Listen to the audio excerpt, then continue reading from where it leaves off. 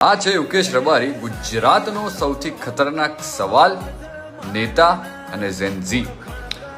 ઝેનઝીનો અવાજ જે ડરતો નથી, જે વળતો નથી અને જે વિચારતો નથી. રાજકોટ વોર્ડ નંબર 6 થી ગુજરાતનો સૌથી યુવા ઉમેદવાર અને રબારી સમાજનો પહેલો યુવા જે સીધો સિસ્ટમને ટક્કર આપવાનો છે.